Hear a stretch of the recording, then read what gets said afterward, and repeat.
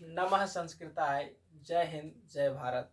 मैं आपको आज कारक का दूसरा भेद जो कि कर्म कारक है उसे मैं आज बताने जा रहा हूँ। पिछले वीडियो में मैंने आपको कर्ता कारक के लिए संपूर्ण जानकारी दे दी है। अब कर्म कारक जो कि बोर्ड परीक्षा मैट्रिक का 2025 के लिए काफ़ी इम्पोर्टेंट होने वाली है। तो चलिए शुरू करते हैं, है ना। कर्म कारक क्या है? कारक के हमने बता दिया था 6 भेद, है ना। और इसमें से ये दूसरा कारक है कर्म कारक। तो कर्म कारक किसको कहते हैं, तो इसके बारे में चर्चा करता हूँ, है ना। तो इसका एक फॉर्मूला है, सूत्र। संस्कृत के अष्टाध्यायी में एक सूत्र है जिसका नाम है ना, इस सूत्र का नाम है कर्तूरि इप्सितमम कर्म। क्या है? कर्तूरि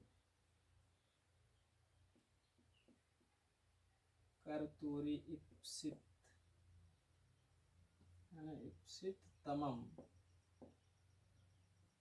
कर्म। नहीं, ये है कर्तूरि इप्सितमम कर्म। इसका मतलब क्या होता है? कर्तूरि का मतलब होता है कर्ता, है ना। इप्स अच्छा, कर्तु मतलब कर्ता, इप्सित का मतलब इच्छा। तमाम प्रत्यय उसमें लगाते हैं जो बहुतों में से किसी एक चीज को पसंद किया जाता है। जिसको यदि आप कोई ढेर सारा सामान यहाँ रखा हुआ है, यदि कोई एक चीज आपको पसंद आए तो उसी में जोड़ देते हैं तमाम तमम प्रत्यय। तमम और तमप दो प्रत्यय हैं, है ना। तो कर तूरी इप्सित तमम कर्म मतलब कर्म उसे कहते हैं जो कर्ता को सबसे ज्यादा पसंद हो। जो कर्ता को जो सबसे ज्यादा पसंद हो उसी को कहते हैं कर्म कारक, है ना। लिखेंगे कर्ता को जो सबसे ज्यादा पसंद हो उसे कर्म कहते हैं। उसे क्या कहते हैं? कर्म कहते हैं। अब इसका एक उदाहरण लेते हैं, है ना। जैसे कि राम लड्डू खाता है ना। राम अच्छा राम सॉरी राम लिखे ना, राम लड्डू खाता है। राम लड्डू खाता है ना। तो राम लड्डू खाता है यहाँ पर। अच्छा, खाने की क्रिया से कौन जुड़ा हुआ है? राम। तो राम तो हो गया कर्ता। अब पिछले एक सूत्र मैंने पढ़ाया था कि स्वतंत्र है कर्ता, बताया था। तो स्वतंत्र है कर्ता में था कि जो कर्ता को सबसे ज्यादा ये जो क्रिया से प्रत्यक्ष रूप से जुड़ा हुआ हो, है ना। जो क्रिया से जुड़ा हुआ कौन हो? प्रत्यक्ष रूप से, है ना। तो उसको कहते हैं कर्ता कारक। तो राम हो गया कर्ता। अब यहाँ लिखा हुआ कर्तुर इप्सितमम कर्म। यदि राम जब बाजार गया, है ना, माना कि राम बाजार गया। अब बाजार में तो बहुत सारे चीज खाने के लिए है ना, बहुत सारे चीज खाने के लिए। लेकिन राम को सबसे ज्यादा पसंद क्या आया? लड्डू। तभी तो वो लड्डू खा रहा है। यदि आप अब ऐसा नहीं है, यदि आप कहीं गए हैं, है ना, मार्केट, ठीक, तो सबसे ज्यादा जो आपको पसंद रहेगा वही तो खाइएगा आप। चाहे आपको जहां जाने का, आप जाना तो हमको बहुत जगह है ना, कहीं भी जा सकते हैं, लेकिन जहां जिसको जाने का इच्छा रहता है वहीं जाता है। तो कर्ता को जो सबसे ज्यादा पसंद होता है उसी को कहेंगे कर्म। तो राम के लिए लड्डू सबसे ज्यादा पसंद था तो उसने लड्डू खाना पसंद किया, इसलिए लड्डू क्या हो गया? कर्म कारक। बात समझ में आया? जो सबसे ज्यादा पसंद हो। अब जैसे मुझे क्रिकेट खेलना पसंद है, मैं क्रिकेट खेलता हूँ, तो मुझे और भी तो बहुत कुछ खेल था। खेल तो बहुत सारे चीज थे, फुटबॉल थे, टेनिस था, बैडमिंटन था, कबड्डी था, कुश्ती था, बहुत सारी चीज है। लेकिन मुझे उतना सारा कुछ खेलने का ज्यादा इंटरेस्ट है नहीं, है ना। तो क्रिकेट खेलना ज्यादा पसंद, इसलिए क्रिकेट मेरे लिए क्या हो गया? कर्म हो गया। हम हो गए कर्ता और क्रिकेट क्या हो गया? कर्म हो गया। तो उसी प्रकार से राम लड्डू खाता है। तो यहाँ राम के लिए सबसे ज्यादा इच्छा क्या था? लड्डू खाना। तो लड्डू क्या हो गया? कर्म हो गया, है ना। समझ में आ गया होगा। जैसे हुआ पत्र लिखता है, वह पत्र लिखता है। अब यहाँ देखिए आप कुछ भी लिख सकते थे, जैसे वह किसी के बारे में बताया जा रहा है, वह तो कुछ भी लिख सकता था, है ना, राइटिंग लिख सकता था, मैथ गणित लिख सकता था, गिनती पहाड़ा कुछ भी लिख सकता था, लेकिन उसे सबसे ज्यादा पसंद आया पत्र लिखना, उसे सबसे ज्यादा पसंद आया पत्र लिखना। तो पत्र क्या हो गया उसके लिए, कर्म हो गया, है ना, पत्र क्या हो गया, कर्म हो गया। तो यही है कर्म कारक क्या है, आप समझ चुके होंगे आशा रखते हैं। अब इसमें से एक सूत्र पढ़ना है, इसमें से एक सूत्र पढ़ना है कि कर्मणि द्वितीया, क्या पढ़ना है, कर्मणि द्वितीया, कर्मणि द्वितीया। हाँ, फार्मूला नंबर 1 हो गया, ये हो गया 2, हाँ सूत्र नंबर 2।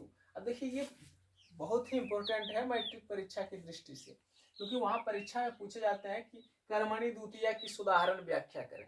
अब पता नहीं चलेगा कर्मणि द्वितीया है क्या, सुधारण व्याख्या करें। सुधारण का मतलब यही हुआ कि इसके बारे में आप इसकी व्याख्या करें, सूत्र का हिंदी लिखे, हिंदी शब्दार्थ, इसका हिंदी क्या होगा ये लिखिए, और फिर इसका एक उदाहरण दीजिए, उसी को कहते हैं सुदाहरण व्याख्या करें। इसका व्याख्या पहले तो करनी है ना। तो यहाँ लिखा है कर्मणि द्वितीया, तो कर्मणि द्वितीया का मतलब होता है कि कर्म कारक में द्वितीया विभक्ति लगती है, क्योंकि ये सामने आपका लिखा हुआ कर्म कारक द्वितीया विभक्ति, यानी कर्म कारक में कौन सी विभक्ति लगेगी, द्वितीया। अब कारक के 6 भेद है, तो कर्ता कारक कर्म कारक, तो कर्म कितने नंबर पर आया, दूसरे नंबर पर, कर्ता कारक कर्म कारक, कर्म आया दूसरे नंबर पर, इसलिए इसमें द्वितीय विभक्ति लगेगी, सीधा सी बात है ना। तो यहाँ पर लिखेंगे इसमें कि कर्म कारक में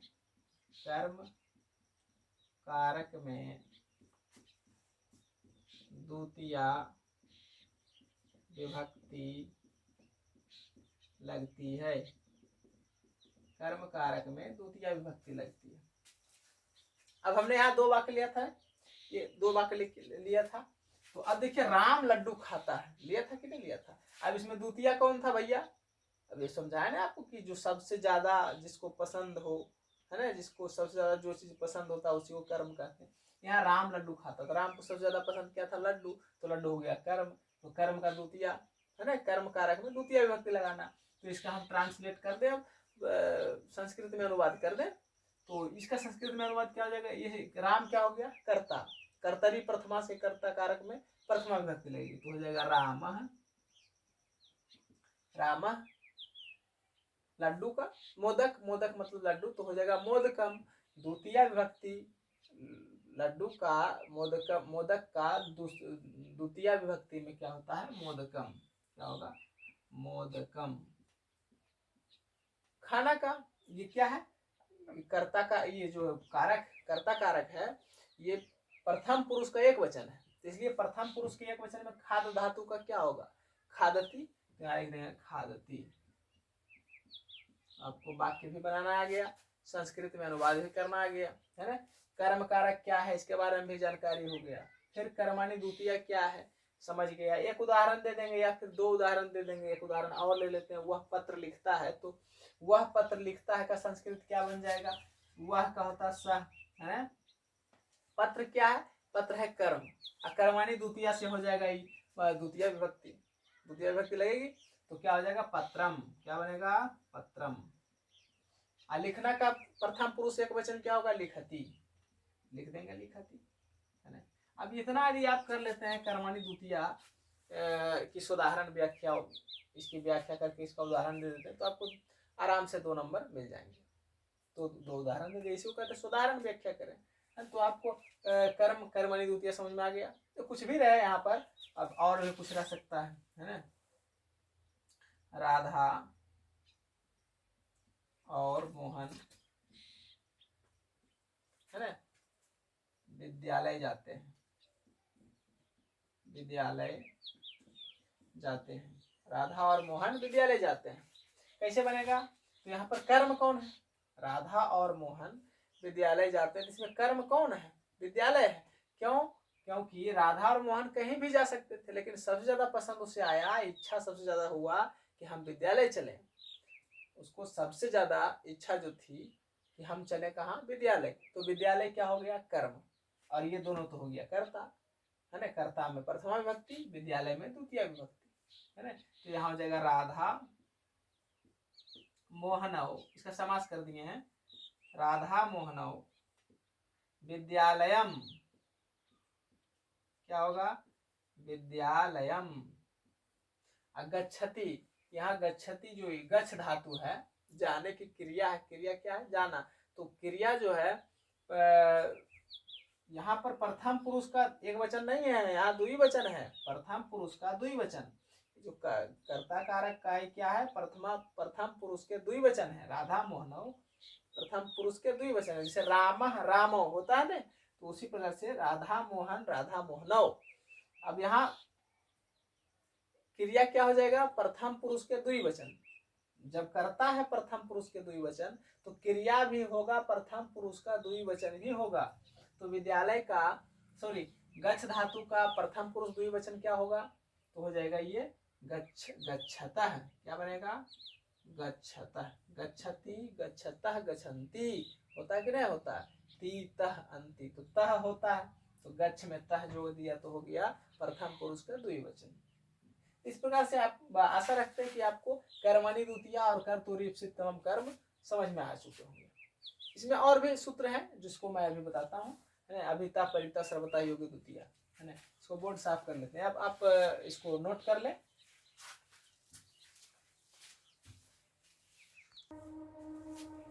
चलिए अब हम तीसरे सूत्र की ओर चले।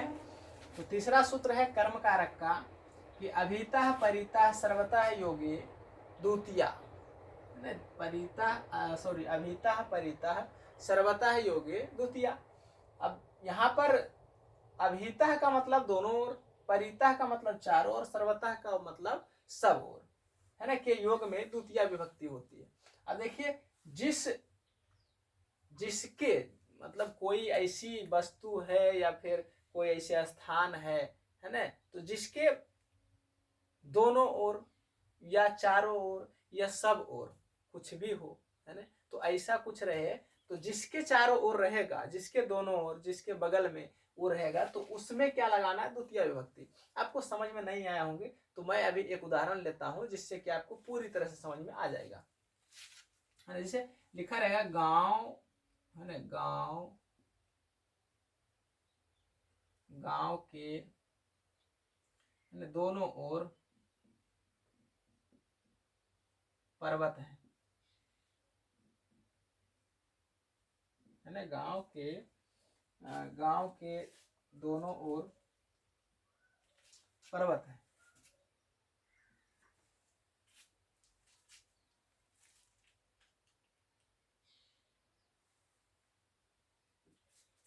हाँ, गांव के दोनों ओर क्या है, पर्वत।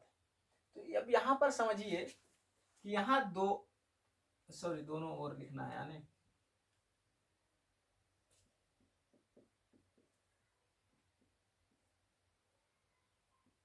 गांव के दोनों ओर क्या है, पर्वत। अब देखिए दोनों ओर का क्या होता है, अब समझिए दोनों ओर का क्या होता है, अभितः।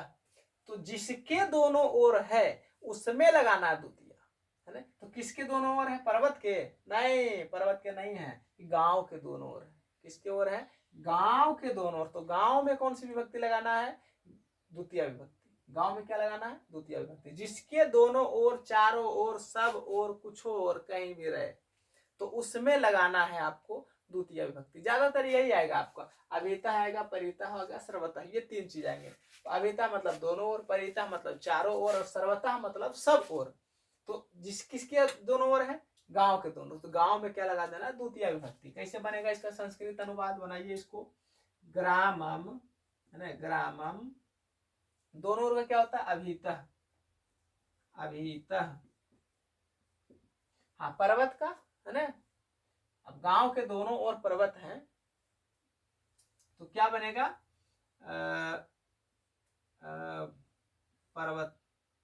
पर्वता संति, है ना, ये बहुवचन है। दोनों ओर कितने पर्वत हैं, है ना, दो पर्वत है, तो फिर पर्वतो संति हो जाएगा ना, है ना। क्या होगा, पर्वता संति, है ना, क्या हो जाएगा, पर्वता संति। चलिए अब दूसरा उदाहरण लेते हैं, है ना। गांव के चारों ओर वृक्ष हैं, क्या है, गांव गांव के चारों ओर क्या है, वृक्ष है ना। क्या बन जाएगा, अब किसके चारों ओर है, गांव के चारों ओर, तो गांव में क्या लगा जाना, द्वितीय विभक्ति, तो हो जाएगा ग्रामम, क्या ग्रामम, ऐसे ग्रामम। चारों ओर का क्या होता है, चारों ओर का देखिए इसमें लिखा हुआ परितः, है ना, तो लिख देंगे परितः, ग्रामम परितः। अब वृक्षा क्या हो जाएगा, वृक्षा, वृक्षा संति, है ना। फिर और भी लिख सकते हैं, नदी के दोनों ओर पेड़ है ना, वृक्ष है, नदी के दोनों ओर वृक्ष है ना। क्या बनेगा, नदी, किसमें लगाना द्वितीय, नदी में, लिखा हुआ अभिता परिता सर्वता योग द्वितीय, तो जिसके चारों या दोनों यार कुछ भी और हो तो उसमें क्या लगा देना, द्वितीय, तो नदी में लगा दीजिए द्वितीय, है ना। तो क्या बन जाएगा, नदी का द्वितीय नदी ही होता, नदी नदौ नद्या, नदीम नदौ नदीन, अच्छा सॉरी नदीम, ये नदीम हो जाएगा यहाँ पर, है ना। तो नदीम दोनों का क्या होता है, अभिता, तो लिखेंगे अभिता, वृक्षा संति, क्या होगा, वृक्षा, वृक्षा संति। आशा करते हैं आपको समझ में आ रहा होगा कि अब किसमें लगाना द्वितीय। तो ऐसा यदि आप इसमें प्रश्न कैसे पूछे जाएंगे, इसमें वाक्य आपको दे देगा, लिखल रहेगा ग्रामम परितः वृक्षा संति, है ना। तो इसमें ग्रामम में कौन सी विभक्ति लगी हुई है, तो आपको बताना, आपको जैसी देखेंगे वो परिता है चारों ओर, तो इसमें द्वितीय विभक्ति लगती है, अभिता परिता सर्वता, जहां भी आ जाए तो उसमें जो आएगा आगे शब्द उसमें द्वितीय विभक्ति लगी होती है ना। ये तो फिर ये पूछेगा कि अभिता परिता सर्वता योग द्वितीय का सोदाहरण व्याख्या करें, तो आपको इसका व्याख्या करना है कि अभिता मतलब दोनों ओर, परिता मतलब चारों ओर, सर्वता मतलब सब ओर, जिसके योग में द्वितीय विभक्ति होती है, और ये एक दो उदाहरण आप दे देंगे, है ना। तो ये कर्म कारक का ये तीसरा जो सूत्र है वो कंप्लीट होता है, आप इसको नोट कर लें।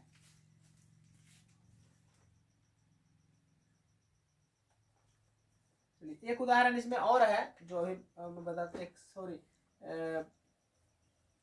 एक सूत्र और है, अधिसिंह अस्था अधिसिंह अस्था साम कर्म, है ना।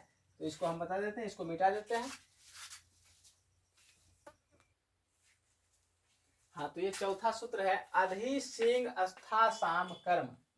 इसका मतलब क्या होता है कि अधि उपसर्ग रहने पर सी धातु मतलब फिर धातु मान लोहा सोना चांदी नहीं समझना, हाँ, सी मतलब सोना, सुतने वाला, ऐसा का सोना, है ना। सी अस्था, अस्था का मतलब होता है ठहरना या बैठना, और आस मतलब रहना, यदि कहीं आप रह रहे हैं तो उसको कहते हैं आस धातु के योग में द्वितीय विभक्ति होती है, सब क्रिया है, क्रिया को ही धातु कहते हैं। तो ये सब यदि इन तीनों धातुओं के साथ, ये तीन ही धातु है, बैठना सोना और रहना, ये तीन धातु के साथ इसके आगे में क्या जुड़ा हुआ रहे, उपसर्ग, जैसे अधिसेते रहे, क्या रहे, अधिसेते मतलब सोना, है ना। यदि अधिसेते रहे तो जिस पर वो सो रहा है आदमी, जैसे वह कि किस पर पलंग पर सो रहा है, जैसे यहाँ लिख दें राम यथा, है ना, ये उदाहरण ले लेते हैं आपको, राम पलंग पर सोता है ना, राम पलंग पर सोता है। अच्छा, शुरू में जब हम कारक पढ़ाए थे तो हम कारक का विभक्ति की पहचान बताए थे क्या, तो उसमें लिखा था कर्ता ने कर्म को कर्म से संप्रदान का के की, अपदान से संबंध का के की, और अधिकरण में पर, तो यहाँ पर आप जैसे ही पर देखिएगा तो आपको लगेगा ये सप्तमी विभक्ति है, इसमें सप्तमी विभक्ति लगेगी, किसमें, पलंग में क्या लगेगा, सप्तमी विभक्ति लगेगी। तो आपका सोचना गलत नहीं है, ये सही है, इसमें सप्तमी विभक्ति लगेगी। लेकिन यदि यहाँ सोना धातु दिया हुआ है ना, कौन सा क्रिया है, क्रिया है सोने की क्रिया है, तो यदि आप इसका सप्तमी विभक्ति में, इसका सप्तमी विभक्ति पलंग में लगाना चाहते हैं तो कोई बात नहीं, क्या बन जाएगा, रामः पर्यंके, सप्तमी विभक्ति क्या होगा, पलंग का पर्यंक होता है तो पर्यंक का सप्तमी पर्यंके होगा, और यहाँ सोना का क्या हो जाएगा, सेते हो जाएगा। लेकिन यदि इस सोना धातु के साथ, है ना, इसके साथ यदि अधि उपसर्ग रहे, क्या रहे, अधि उपसर्ग, तो अधि सेते हो जाएगा। यदि इसमें अधि सेते रहे तो यहाँ पर्यंके नहीं होकर के क्या होगा, पर्यंकम। क्यों, क्योंकि पहले ही सूत्र में कह दिया गया है कि सी धातु, अस्था धातु और आस धातु के योग में, है ना, यदि उसके साथ अधि उपसर्ग रहे तो जिस पर सोता है, बैठता है या रहता है, उसमें कौन सा विभक्ति लगाना है, द्वितीय विभक्ति लगाता है। जैसे और है, वह गांव में रहता है, वह गांव में रहता है, ठीक। तो यहाँ क्या हो जाएगा, गांव में, इसमें कौन सी विभक्ति लगेगी, द्वितीय। कैसे, जब यहाँ अधि उपसर्ग लगाएंगे तब यहाँ हो जाएगा सह ग्रामम, क्या हो जाएगा, अध्यास्ते, अधि उपसर्ग जोड़ेंगे क्या बनेगा, अध्यास्ते। यहाँ आस धातु है, अध्यास्ते हो गया। इसमें किसमें लगाना है, जिसमें, जहां आप रह रहे हैं उसमें द्वितीय विभक्ति लगाएंगे, कब, यदि आप क्रिया के साथ अधि उपसर्ग लगाते हैं तब। यदि आप क्रिया के साथ अधि उपसर्ग नहीं लगाते हैं तो इसका आप बना सकते हैं सह ग्रामे, है ना, आस्ते, आस्ते मतलब रहना है, या निवसति लिखते हैं, है ना। तो ये हो गया सह ग्रामे आस्ते। तो इस प्रकार से आपका अधि सिंह अस्था आस कर्म समाप्त हो गया। और अगले क्लास में मैं आपको बताऊंगा कर्ण कारक के बारे में। कर्म कारक में जितने प्रश्न बोर्ड परीक्षा में पूछे जा सकते हैं उतना मैंने आपको बता दिया। अब अगले क्लास में कर्ण कारक बताया जाएगा। तब तक के लिए जय हिंद, जय भारत, नमः संस्कृताय। स्वस्थ रहिए और पढ़ते रहिए।